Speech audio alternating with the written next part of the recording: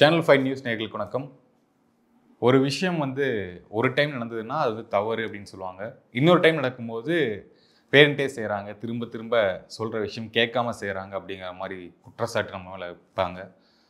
இது என்ன நடந்திருக்குன்னு பார்க்கும்போது ராணிப்பேட்டையில் ஒரு போஸ்ட் ஒட்டியிருக்காங்க. அமித்ஷா அவருடைய படத்துக்கு பதிலாக சந்தான பாரதி, நடிகரும் இயக்குனருமான சந்தான பாரதி அவருடைய படங்கள் ஒட்டி அமித்ஷா அவர்கள் இன்றைக்கு ராணிப்பேட்டைக்கு வராரு. அவரை வரவேற்கிற விதமாக சந்தான பாரதியுடைய ஃபோட்டோ ஒட்டி இந்தியாவுடைய இரும்பு மனிதரே, வாழும் வரலாறே, வருக வருக அப்படின்னு ஒரு போஸ்டர் ஒட்டியிருக்காங்க. அதுக்கு கீழே யார் ஒட்டினாங்களோ அவங்களுடைய பேரும் மென்ஷன் பண்ணியிருக்காங்க. அருள்மொழி மாநில செயற்குழு உறுப்பினர், ராணிப்பேட்டை அப்படிங்கிறத மென்ஷன் பண்ணியிருக்காங்க. இந்த சம்பவம் ஏற்கனவே நடந்த மாதிரியே இருக்கே அப்படின்னு ஃபீல் பண்ணீங்கன்னா, கடந்த முறை 2024 இதே மாதிரி சம்பவம் நடந்தது. அதாவது எலெக்ஷனுக்கு முன்னாடி ஒட்டியிருந்தாங்க.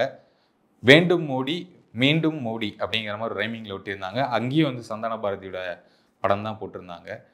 இதை குறித்து சந்தான பாரதிக்கிட்டே ஒரு நேர்காணலில், ஒரு சினிமா நேர்காணலில் கேட்குறாங்க, சார் நீங்கள் பார்க்க அமித்ஷா மாதிரியே இருக்கீங்க, உங்களுடைய ஃபோட்டோ ஒட்டி போஸ்டர்லாம் ஒட்டுறாங்க, என்ன நினைக்கிறீங்க அப்படின்னு கேட்கும்போது, ஏப்பா எனக்கு அமித்ஷாவுக்கு வித்தியாசம் தெரியாத அளவுக்கு அந்த கட்சியில் இருக்காங்க, அவங்களுக்கு நீங்கள் ஓட்டு போட போகிறீங்களா, அவங்க ஜெயிச்சிருந்தா என்ன பண்ணுவாங்க, எவ்வளோ அறிவாளிகளாக இருக்காங்க அப்படின்ற மாதிரி ஒரு சர்க்கஸ்டிக்காக ஒரு பதில் ரிப்ளை பண்ணியிருந்தார்.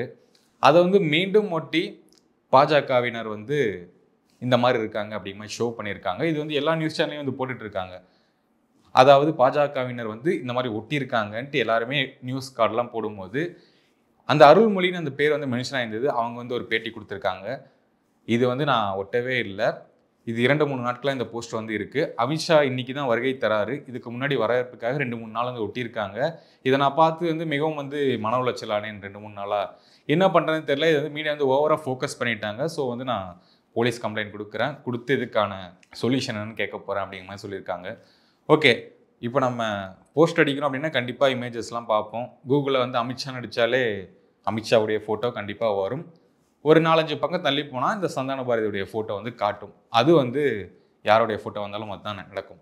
ஆனால் அமித்ஷா யாருன்னே தெரியாமல் பாஜக கட்சியில் இருப்பாங்களா அப்படின்னு கேட்டிங்கன்னா கண்டிப்பாக கிடையாது. இது குறிப்பிட்ட ஒரு கட்சி பாஜக இந்த கட்சியில் இந்த மாதிரிலாம் இருக்காங்க அப்படின்னு ஷோ பண்ணுறதுக்காக பண்ண விஷயமாக தான் தெரியுது அப்படின்னு தான் காமிச்சிருக்காங்க. இப்போ மும்மொழி போராட்டம் ஒரு தீவிரமாக போயிட்டுருக்கு. அண்ணாமலை அவர்கள் ஒரு பக்கம் ஒரு விஷயம் சொல்லும்போது, ஸ்டாலின், உதயநிதி அவங்களாம் பதில் தரப்புக்கு சொல்லிட்டு இருக்காங்க. எல்லா மொழிகளையும் நாங்கள் படிப்போம், இந்தியை திணிக்கிறத நாங்கள் வெறுப்போம் அப்படிங்கிற மாதிரி ஸ்டேட்மெண்ட்டில் இருக்காங்க. இந்த நிலையில் திமுக தான் ஒட்டுச்சா, திமுக ஒட்டி பாஜகவுடைய நற்பேரை கலங்கடிக்க செய்தா அப்படிங்கிற கேள்வியும் வந்துகிட்டே இருக்கு. என்னை பொறுத்தவரையில், என்னுடைய பார்வையில் இந்த போஸ்ட் ஒட்டினது கண்டிப்பாக பாஜகவினரோ அந்த அருள்மொழி அப்படிங்கிற ஒரு நபரோ கிடையாது. ஏன்னா பார்த்தாலே தெரியுது, நல்லா டிசைன் பண்ணி எங்கேயுமே அந்த ஃபோட்டோவில் ஒரு சின்ன லேக், ஒரு சின்ன பிக்சல் கூட கிடையாது. கிளியர் கட்டாக பண்ணியிருக்காங்க. ஸோ கண்டிப்பாக பாஜகவினர் பண்ணாமல் அவங்களுக்கு கலக்கம் ஏற்படுத்துறதுக்காக மற்ற கட்சியிலேருந்து பண்ண விஷயமாக தான் தெரியுது. இந்த மாதிரியான ஒரு ஐடி வச்சு செயல்படுறது, வீடியோஸ் கட் பண்ணி மீம்ஸ் கட் பண்ணி போட்டு இன்சல்ட் பண்ணுறதை தாண்டி ஒரு நாகரிகமான அரசியல் கையில் எடுத்தாங்கன்னா நல்லாயிருக்கும் அப்படின்னு தான் நான் நினைக்கிறேன். ஏன் அப்படின்னு சொல்கிறேன்னா, விஜய் அவர்கள் இப்போ ஒரு வருஷம் தான் ஆட்சி, கட்சி ஆரம்பித்து ஒரு டைலாக் சொன்னார், எதுவாக இருந்தாலுமே டீசென்ட் அட்டாக், டைரக்ட் ஸ்பீச் அப்படிங்கிற மாதிரி சொன்னாங்க. அதுக்கேற்ற மாதிரி தான் அவங்க கட்சியில் இருக்கவங்க நடந்துட்டு வராங்க.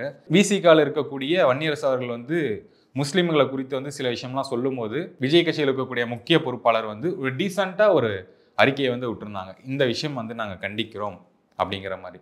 அது பார்க்க கொஞ்சம் ஒரு நாகரிகமான அரசியல் பாதையில் இவங்க செல்றாங்க அப்படிங்கிற மாதிரி நமக்கு தெரியுது. அதுவே குறிப்பிட்டிருக்கக்கூடிய தேசிய கட்சிகளாகட்டும், தமிழ்நாட்டில் இருக்கக்கூடிய முக்கியமான மாநில கட்சிகள் அதை ஃபாலோ பண்ணாங்கன்னா மக்களுக்கும் அது கொஞ்சம் நல்லதாக இருக்கும் அப்படின்னு நினைக்கிறேன். இந்த விஷயம் திரும்ப திரும்ப நடக்குது, இதுக்கு என்ன சொல்யூஷன், இதில் இந்த போஸ்டர் ஒட்டினது யாரு அப்படின்னு நீங்கள் நினைச்சீங்களோ கீழே இருக்க கமெண்ட் பாக்ஸ் கமெண்ட் பண்ணுங்கள். தேங்க்ஸ் ஃபார் வாட்சிங். நன்றி, வணக்கம்.